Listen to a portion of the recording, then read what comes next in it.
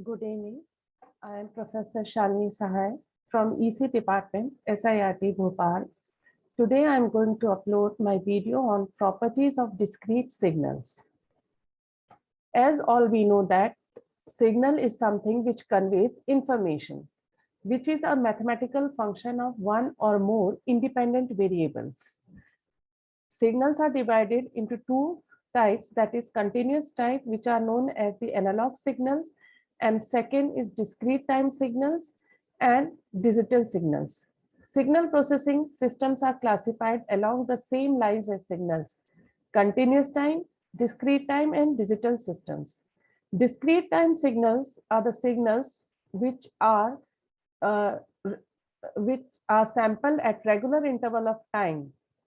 So we will sample a continuous time signal at a regular interval of time, and we get the discrete time signals. These are the now, as all we know that these are the signals which are sampled at regular interval of time. Now the discrete time signals are represented in the form of the sequences, where x is equals to summation, it is represented by xn, and n is the integer which tends from -infinity to +infinity. And in sampling, it is denoted as XAMT, where t represents the sampling period, and 1/t, that is the reciprocal of time, it is known as the sampling frequency. This is the graphical representation of a discrete time signal, where on x-axis we have taken the n, small n, which is the integer value, and on the y-axis we take the amplitude of the signals. In the discrete time signals, here the time is discontinuous, but the amplitude remains the continuous. Now this is the sampling the analog waveform. We have considered one arbitrary analog continuous signal, and we have sampled this analog continuous signals into different samples. We have taken 256 samples of these continuous signals.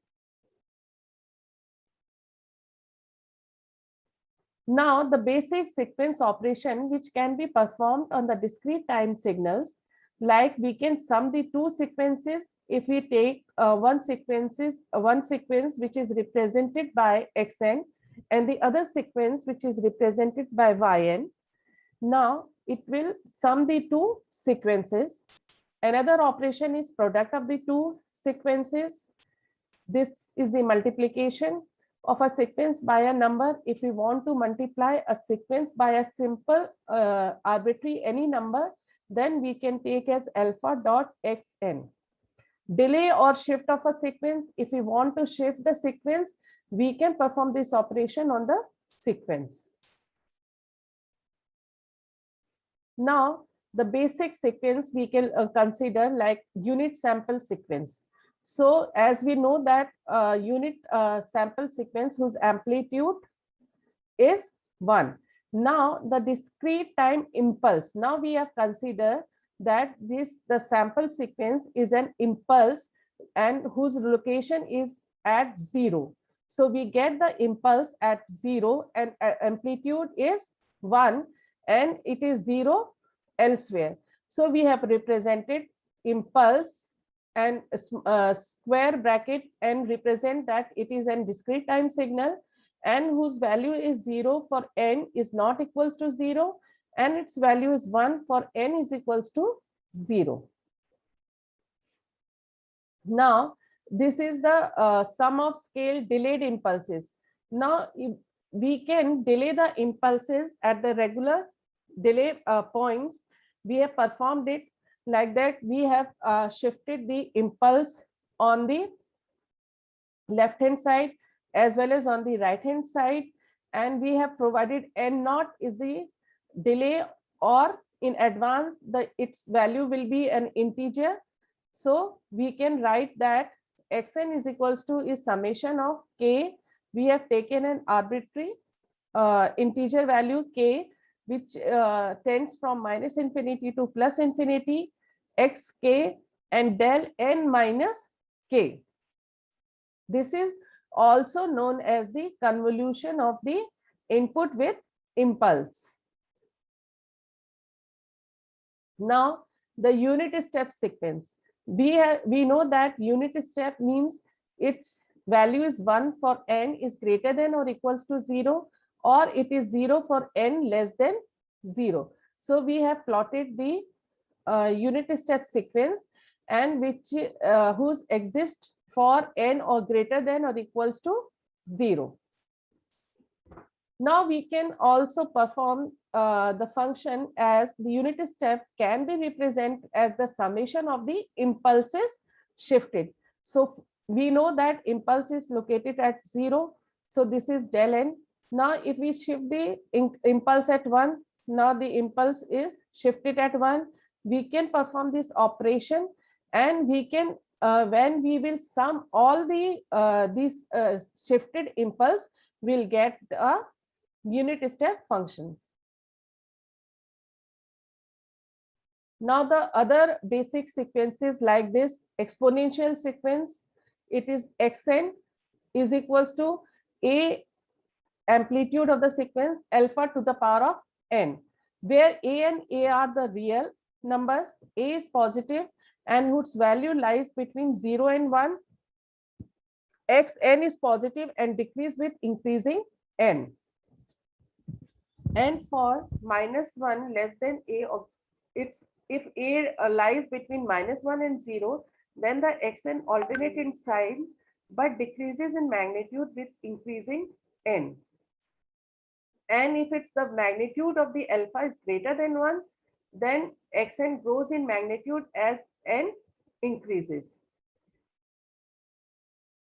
Now if we want an exponential sequence that start from 0 for n less than 0, then we will write in terms of xn is equals to a alpha to the power of n for n greater than or equals to 0. Otherwise, its value is 0 for n less than 0. And we can also write in simpler way that we want this exponential pulse only on the right hand side. So we can multiply with the unit step function. So the function will be simply written like this.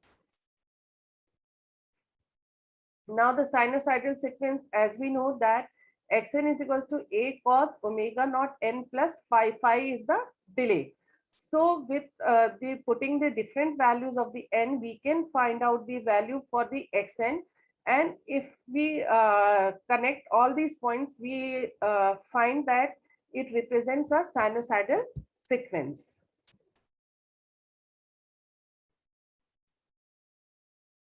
Now exponential sequence like sinusoidal sequence, we can also represent the exponential sequence.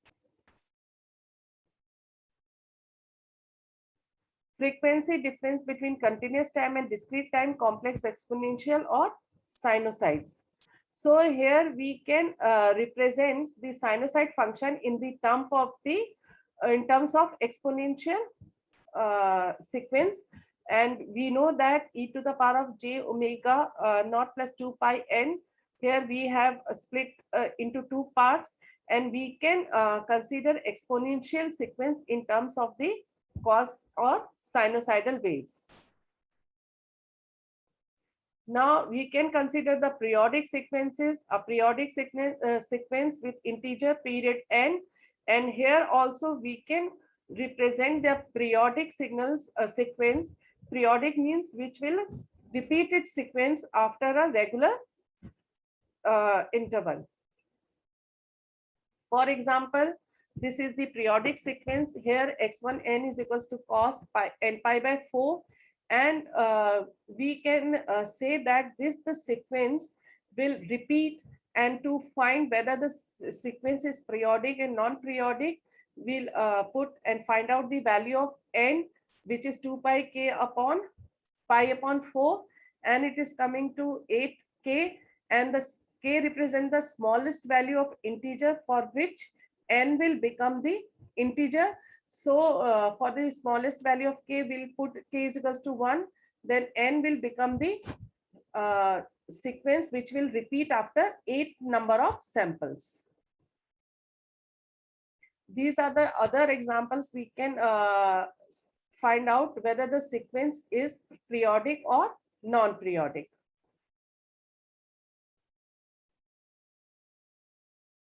And if we consider like this, x2n is equals to cos n, so it represents that it is not a multiple of 2 pi, and we can say that for any k integer, there is no integer. For any value of k, we are not finding the value of n as an integer, so we will say that this sequence will be non-periodic.